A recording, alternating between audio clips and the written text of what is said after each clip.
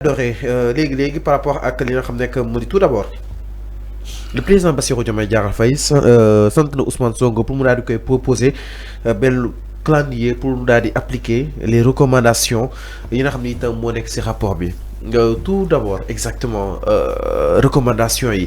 war nañ ko daal di war a mën a gaaw li nga xam ne que moo di appliquer parce que rapport bi ginnaaw bëgg ki nga xam ne que moo di le président Bassirou Diomaye Diakhar Faye daal di toppee naka na ko daal di jàngatee ko. Oui, mais c'est normal, c'est-à-dire ce que les gens ne savent pas. Moi, par exemple, dans le cadre de mon travail, j'ai fait l'objet d'enquête de la Cour des comptes. Je le dis parce que par expérience, mon nako wax. Nek na ci gox gérer ay passation des marchés publics et avec beaucoup de fierté. Amna école yo xamni man ma lancé marché. Yalla def Cour des comptes ñew def 6 mois pour auditer ñu. Mais 6 mois yi mu auditer service yëpp lay auditer. Mais audit Cour des comptes c'est pas seulement la gestion financière. Cour des comptes non du yam fofu kessé. Mom dafa melni médecin buy diagnostiquer en fait. Donc Cour des comptes su ñëwé je donne mon exemple dañu ñëw ñu laaj ma lu jëm ci walu marché bala ñu may laaj lu jëm ci walu ma dañ ma laaj man ban diplôme la am pour mëna liggéey ci walu marché ma génné diplôme bi ma def ci gestion collectivité territoriale génné diplôme bi tax ma def passation des marchés ma woné ko ñu xamni kon ki déjà am na compétence pour mëna am fonction bi yamuñu ci dañuy dem ñu xol service par service donc la Cour des comptes dafay def audit administratif xol du point de vue de l'administration nan ngeen di fonctionner waaw donc dafay def audit organisationnel donc day xol ci walu organisation bi comment ça se passe xol procédure administrative ndagam yëpp jaar na yoon donc Cour des comptes ay borom xam-xam ñoom ñoo fa nekk donc ñooñu tey bu ñu paree ba xool ci wàllu finance publique gis ni am na ay manquement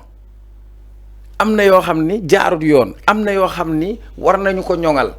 kon Cour des comptes ci ay recommandations dafay am yoo xam ni danaan damay def recommandation pour lii moo jëm ci wàllu yoon parce que lii ci njubadi la na ci yoon dem waaye lii gis nañ ni bu ñu ko defee nii moo gën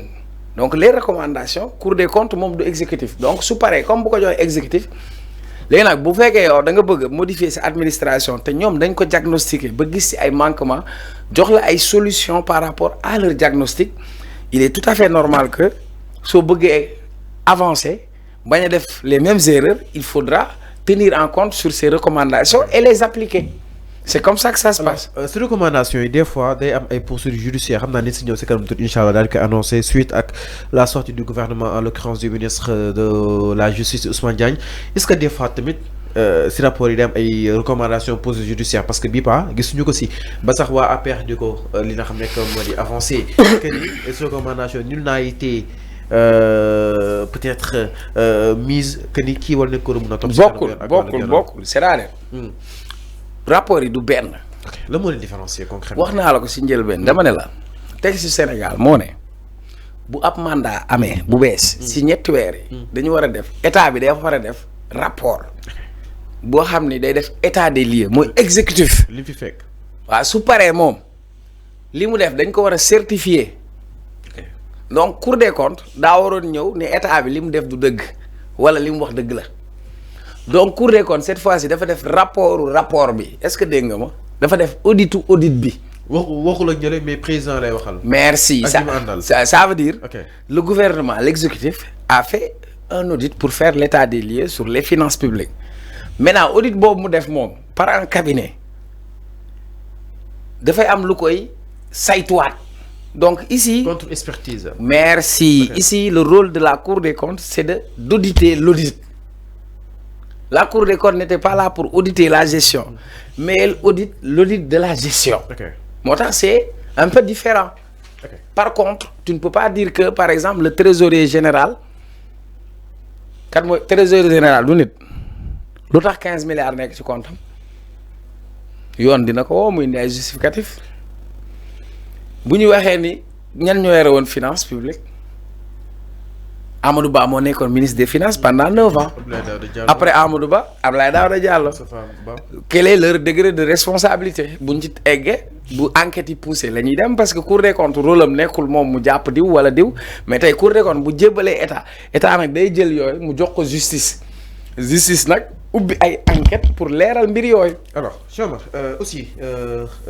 ñi bëgg amal aussi la digitalisation exactement des finances maanaam yëglu di am lu génn ñëpp daal di koy yee concrètement loolu itam naka la ko daal di jàngat. oui mais man par ma petite expérience j'ai vécu j'ai un projet sur ça. commencé woon na mais après à la limite système bi fi nekk moo ko bëggul. ah bon. ah mën naa ouais c'est le même système au Sénégal donc malheureusement. c'est le même système. mën naa ñëw si parce que man du ma waxuma pour faire plaisir à personne. j'ai un projet qui s'appelle Smart Tax. c'était quoi le but. C'était en 2018 hein. boobu laa gën a nekk booy mooy conduire projet bi. J'avais des partenaires suédois ñu ñëw. donc là on propose des solutions. ça veut dire aujourd'hui li doxal état wala luy doxal gox-goxaat mooy recette. recette yi mooy taxe ak impôt. léegi taxe yooyu ak impôt yi ci jël bi il faut que ñu organiser ko. d'abord il faut nga définir ton potentiel fiscal ça veut dire nga xam yow par exemple. man ci jamono boobu j'avais demandé de faire des enquêtes sur le terrain pour déterminer le potentiel fiscal ça veut dire le potentiel fiscal mooy gox bi ñan ak ñan ñooy fay ma xam ñan ak ñaata nit ñoo war a fay juuti xam ñaata nit ñoo war a fay ay abonnement ci marché yi xam ñaata nit ñoo war a fay ay taxes sur la publicité xam ñaata nit ñoo war a fay taxe sur le foncier nga xam ne da ngay am base de données mais ensuite ku nekk mu am identifiant boo xam dafay am code QR. donc ça veut dire boo fayee dañ koy scanner automatiquement dañ koy am dans le serveur pour xam ni exactement c'est ce que nous avons recouvré mais système boobu mënul marcher parce que Trésor du Sénégal accepté wu ko marché boo dem juuti bi ci boppam dafa embauché beneen juuti bi ci boppam bu joxee fii benn ticket day tëb joxewaat benn yi muy tëb ci poche am lay dem xam nga loolu moo gën a tuuti moo xew ci mairie yi.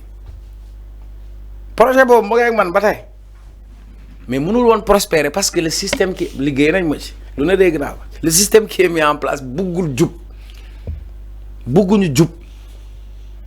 mais le numérique permet au moins une chose dina am de la traçabilité ça veut dire xaalis bu dugg dinañ ko mën a tracer xam ne dugg na fii tu sais que état au Sénégal ci collectivité locale dafa am lu mu wax benn système bu mu wax ça s'appelle le GEFILOC. toute la gestion des collectivités territoriales en matière finance ci benn système lañ ko mettre en place bu ñuy fay salaire fa lay jaar marché yi fa lay jaar pour que état central xam sur le plan des finances lan moo am le système s'appelle GEFILOC tu peux taper sur internet tu verras GEFILOC hein. donc c'est un logiciel de gestion des finances publiques donc ça concerne les collectivités territoriales maintenant rapidement pour ne pas rester foofu la digitalisation permet non seulement de lutter contre la corruption elle permet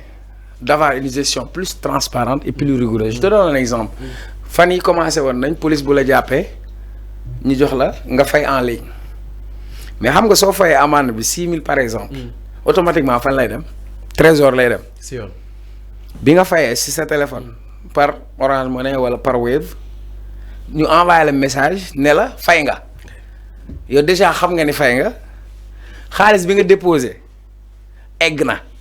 mais su fekkoon ne système boobu matal nañ ko fépp kon dina am xaalis bu bëri boo xam ne état bi da ko perte par exemple est-ce que vous m'avez saisi si bu fekkoon ni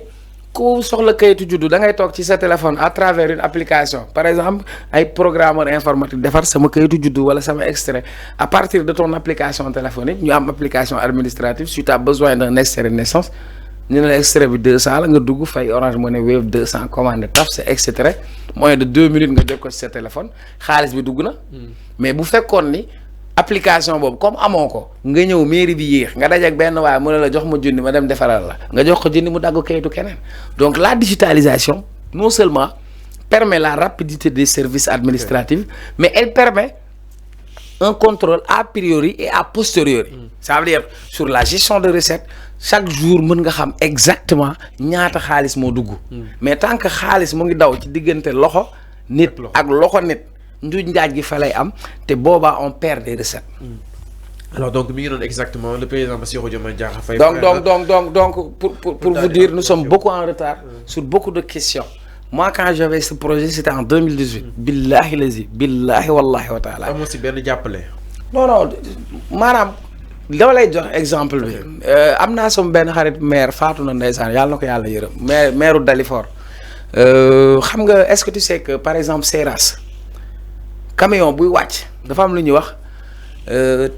taxe municipale boo xam taxe de débarquement la ça veut dire camion bu waree wàcc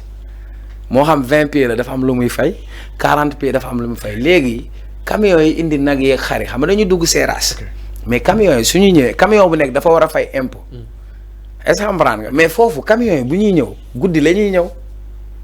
léegi yow amoo personnel pour contrôler camion yi ñëw kon ça veut dire doo xam ñaata nga am nous on avait proposé système électronique ci buntu Seras bi dañ fay def ay caméra def fa benn détecteur camion bi su jàllee automatiquement détecteur bi day xamal gars yi ci dispositif informatique que camion jàll na